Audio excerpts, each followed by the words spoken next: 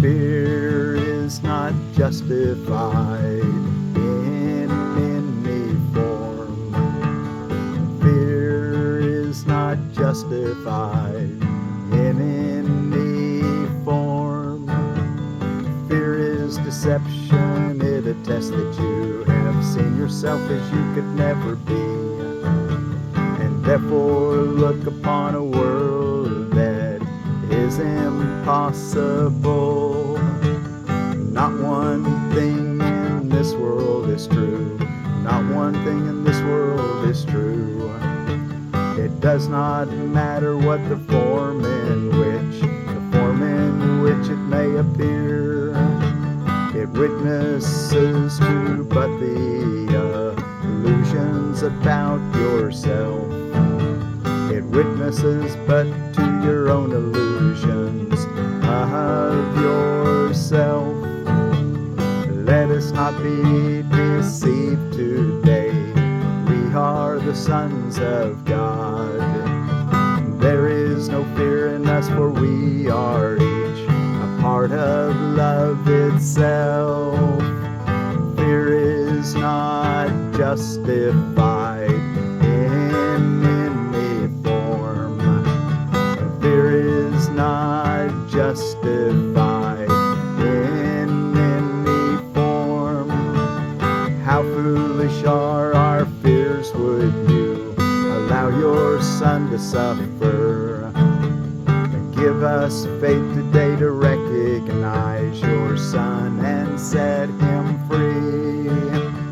Let us forgive him in your name, that we may understand his holiness and feel the love for him, which is your own as well. Fear is not justified in any form. Fear is not justified in any form.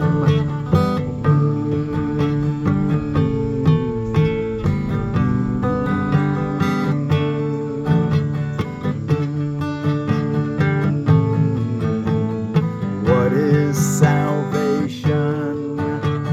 Salvation is a promise made by God that you would find your way to him at last. It cannot but be kept. It cannot but be kept. It guarantees that time will have an end. That time will have an end. And all the thoughts that have been born in time will end as well. God's word is given every mind which thinks that it has separate thoughts, and will replace these thoughts of conflict with the thought of peace. The thought of peace was given to God's Son the instant that his mind had thought of war. There was no need for such a thought before, for peace was given. For peace was given without opposite, and merely was. But when the mind is split, there is a need. There is a need of healing. So the thought that has the power to heal the split became a part of every fragment. Every fragment of the mind, it still was one, but failed to recognize its oneness. Now it did not know itself and thought its own identity was lost. Salvation is undoing in the sense that it does nothing, failing to support the world of dreams, the world of dreams and malice. Thus it lets illusions go. Thus it lets illusions go. By not supporting them, it merely lets them quietly go down to dust. And what they hid is now revealed and altered to the holy name of God, whereon his word is written with gifts of your forgiveness lay before it, and the memory of God not far behind. Let us come daily to this holy place and spend a while together. Here we share our final dream. It is a dream in which there is no sorrow. Let us come and share our final dream, our final dream. It is a dream in which there is no sorrow. There is no sorrow, for it holds a hint of all the glory given us by God. The grass is pushing through the soil, the trees are budding now, and birds have come to live within their branches. Earth is being born again in new perspective. Night has gone and we have come together in the light. From here we give salvation to the world, for it is here salvation was received. The song of our rejoicing is the call to all the world, that freedom is returned, that time is almost over, and God's Son has but an instant more to wait until his Father is remembered.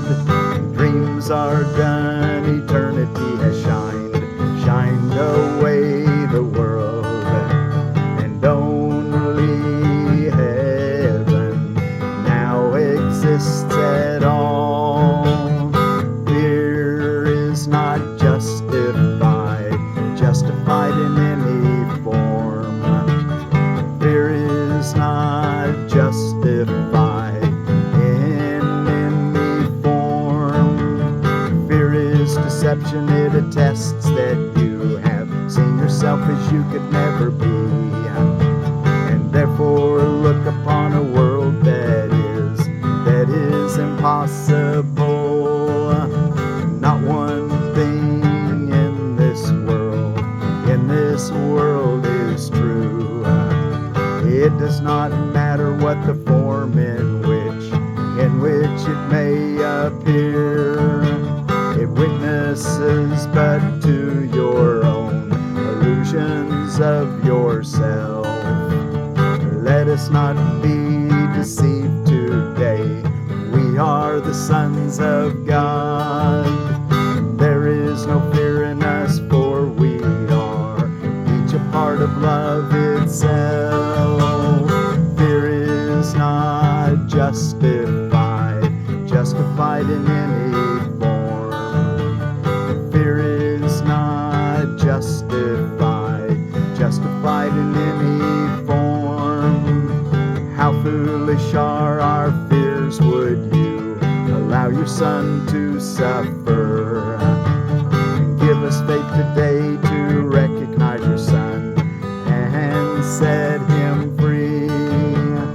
Let us forgive him in your name, that we may understand his holiness and feel the love for him which is your own as well. Fear is not justified in any form. Fear is not justified in any form. Fear is not justified in any form. Well, thank you all so much for joining me today and studying A Course in Miracles. That was lesson 240 in A Course in Miracles. We're reading from the Foundation for Inner Peace version this year, here on Tuesday, August 27 of 2024. And I'm Miracle Willie, forgiveness teacher from the Ozarks. And since we sang it twice, I think we'll let that be, and maybe we'll come back and look at it briefly at the end. Let's go look at our text reading for today, which is in chapter 26, section 6. So let's see what we have there. And while you're, I appreciate you joining me. I'm Miracle Willie, forgiveness teacher from the Ozarks. And let's see, we're ready for chapter 26, which is the transition, section 6, the appointed friend. Before we read it, let's just briefly talk about what's going on around the world. It's Banana Lovers Day. Musa paradisica, Linn, is the genus and species. Pick a variety that can grow as a house plant if you're in an area where you can't grow them outside.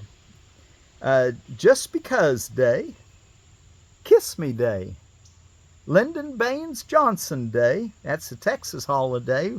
Lyndon LBJ was 36th president from 1963 to 69. He was born on this day in 1908. Same year my grandmother, Elizabeth Ucker Hebank, was born. 1973 is when Lyndon Johnson died. National Petroleum Day.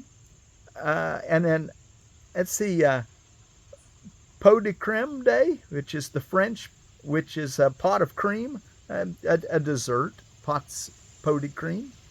Slow Art Day. Look at art slowly today and contemplate it. Tarzan Day. Tarzan of the Apes was written by Edgar Rice Burroughs in 1912 about the man who his parents died and some apes raised him. Tarzan of the Apes. Of course, it's fictional. Of course, I suppose it could happen. It'd be really cool, wouldn't it? The Duchess Who Wasn't Day. That was the Irish novelist Margaret Wolfe Hungerford. Touch a Heart Tuesday. You can touch a heart Tuesday by willing to lend a hand Tuesday. Both those days. World Rock, Paper, Scissors. Rock, Paper, Scissors Day. Okay. And then in edible landscaping, we've got the Concord grape, which I've got my grapes behind us. They made a lot of Concord grapes this year. And I think they were Concords that I grew. They're seeded Concords. And I have them on a little bamboo trellis. Concord grape, famous Welch grapes. Concord is disease resistant and easier to grow than most grapes. May need a few sprays to look like store-bought, but grapes look fine for home use. Spray 8 to 10 foot apart. Space 8 to 10 foot apart on trellis with 10 foot between rows. Grape clusters can also be bagged to protect them. Zones 5 through 7A. That's your Concord grape, which is your Vitis lambrusca. Okay, now let's go take a look at the appointed friend, section 6 in chapter 26. Take with you today. Fear is not justified in any form, and be sure to tell yourself that every hour as you give God thanks and ask Him for guidance. And then be sure to take a little longer period, morning and evening, where you hang out with that idea and let your thoughts be still. And our word for peace, I'll just go ahead and tell you now. We'll close with it again. And it's the out of the Inupiat of Alaska, indigenous people of Alaska, the Inupiat. And the word is Kinuinak. So Kinuinak be with you today. The appointed friend. Anything in this world that you believe is good and valuable and worth striving for can hurt you and will do so. Not because it has the power to hurt, but just because you have denied it is but an illusion made it real. And it is real to you. It is not nothing. And through its perceived reality has entered all the world of sick illusions. All belief in sin and power of attack and hurt and harm and sacrifice and death has come to you. For no one can make one illusion real and still escape the rest. For who can choose to keep the ones that he prefers and find the safety that the truth alone can give? Who can believe illusions are the same and still maintain that even one is best? 2. Lead not your little life in solitude with one illusion as your only friend. This is no friendship worthy of a son of God, nor one with which he could remain content. Yet God has given him a better friend, in whom all power in earth and heaven rests. The one illusion that you think his friend obscures his grace and majesty from you, and keeps his friendship and forgiveness from your welcoming embrace. Without him you are friendless. Seek not another friend to take his place. There is no other friend. What God appointed has no substitute, for what illusion can replace the truth? Paragraph 3, who dwells with shadows is alone indeed, and loneliness is not the will of God. Would you allow one shadow to usurp the throne that God appointed for your friend? Friend capitalized, seeing the Holy Spirit is your true friend, walks beside you and everyone. So would you allow one shadow to usurp the throne that God appointed for your friend? If you but realized its emptiness has left yours empty and unoccupied? Make no illusion friend, for if you do, it can but take the place of him who God has called your friend. And it is he who is your only friend in truth. He brings you gifts that are not of this world, and only he to whom they have been given can make sure that you receive them. Again on that, he brings you gifts that are not of this world, and only he to whom they have been given can make sure that you receive them. He will place them on your throne when you make room for him on his. And let's go on and take a look at the first part of the Laws of Healing, section 7. This is a course in miracles. As such, the laws of healing must be understood before the purpose of the course can be accomplished. See the connection between miracles and healing? The laws of healing are really the laws of miracles. This is a course in miracles. As such, the laws of healing must be understood before the purpose of the course can be accomplished. Let us review the principles that we have covered and arrange them in a way that summarizes all that must occur for healing to be possible. For when it once is possible, it must occur. 2. All sickness comes from separation. All sickness comes from separation. When the separation is denied, it goes, for it is gone as soon as the idea that brought it has been healed and been replaced by sanity. Sickness and sin are seen as consequence and cause, in a relationship kept hidden from awareness, that it may be carefully preserved from reason's light. 3. Guilt asks for punishment, and its request is granted, not in truth, but in the world of shadows and illusions built on sin. The Son of God perceived what he would see because perception is a wish fulfilled. Perception changes, made to take the place of changeless knowledge. Yet is truth unchanged. It cannot be perceived, but only known. What is perceived takes many forms, but none has meaning. Brought to truth, its senselessness is quite apparent. Kept apart from truth, it seems to have a meaning and be real. 4. Perception's laws are opposite to truth, and what is true of knowledge is not true of anything that is apart from it. Yet has God given answer to the world of sickness, which applies to all its forms. God's answer is eternal, though it works in time where it is needed. Yet because it is of God, the laws of time do not affect its working. It is in this world, not apart from it. For it is real and dwells where all reality must be. Ideas leave not their source, and their effects but seem to be apart from them. Ideas are of the mind. What is projected out and seems to be external to the mind is not outside at all, but an effect of what is in, and has not left its source. 5.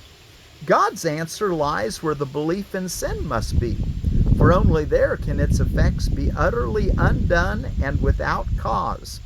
Perception's laws must be reversed, because they are reversals of the laws of truth.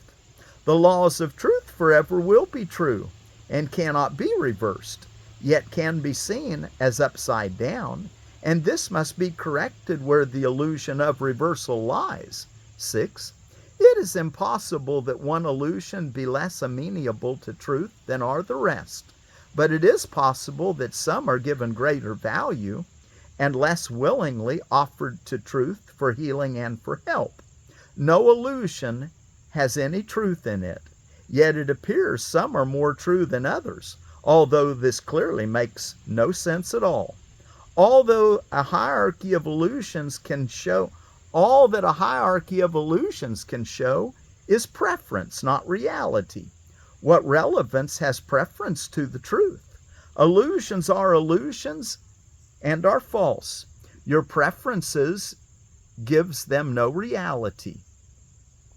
Your preference gives them no reality.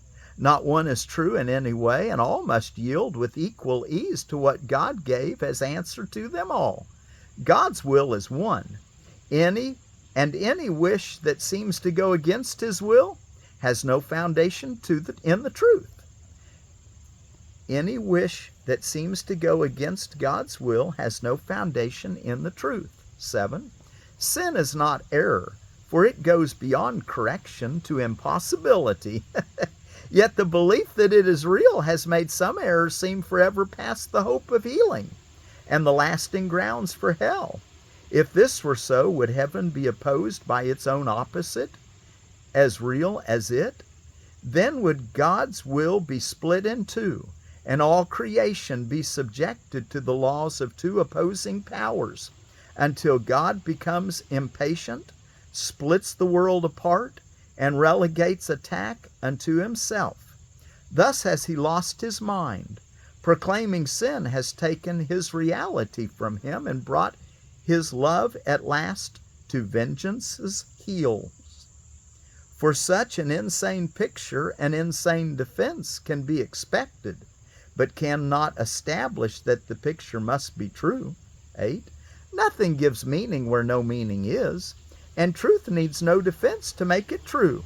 Illusions have no witnesses and no effects. Who looks on them is but deceived.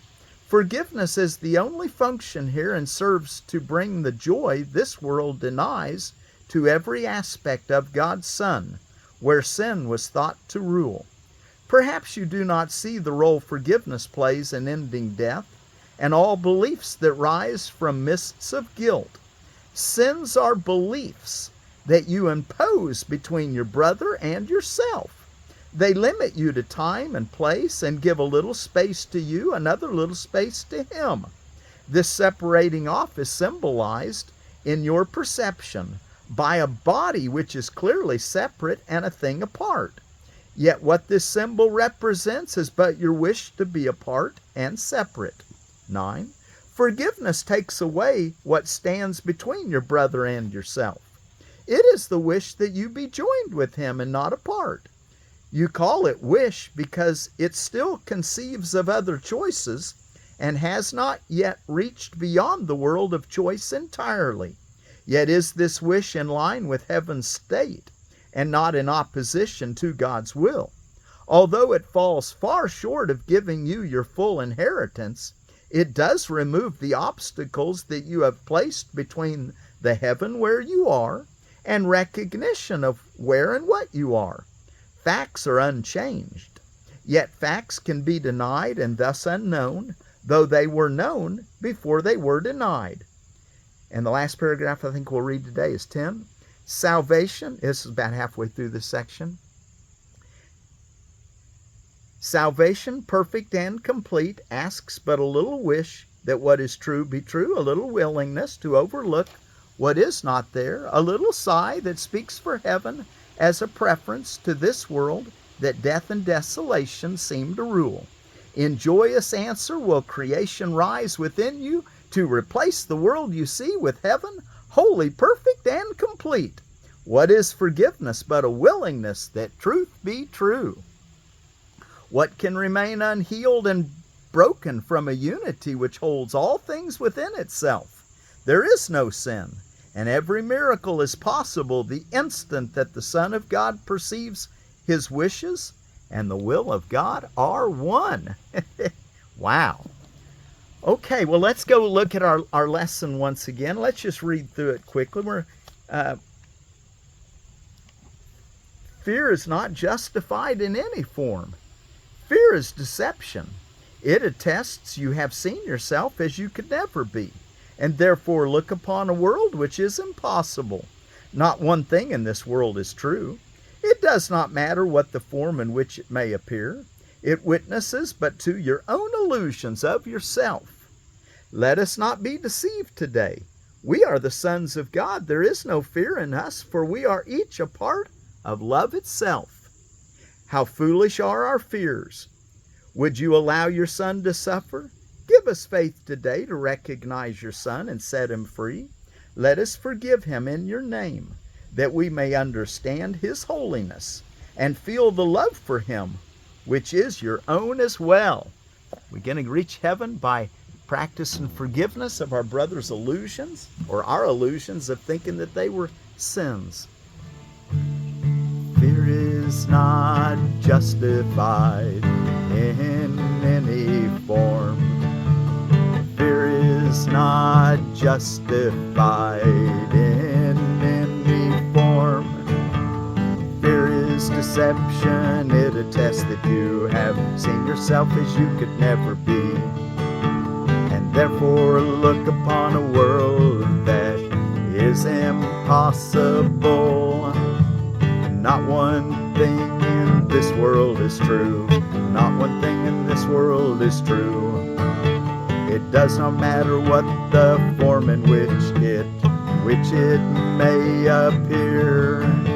It witnesses but to your own illusions of yourself. Let us not be deceived today. We are the sons of God. There is no fear in us, for we are each a part of love itself. Fear is not justified in any form. Fear is not justified in any form. How foolish are our fears! Would you allow your son to suffer? Give us faith today to recognize your son and set him free. Let us forgive him in your name, that we may understand his holiness. Let us forgive him in your name, that we may understand his holiness, and feel the love for him which is your own as well. Fear is not justified in any form. Fear is not justified in any form.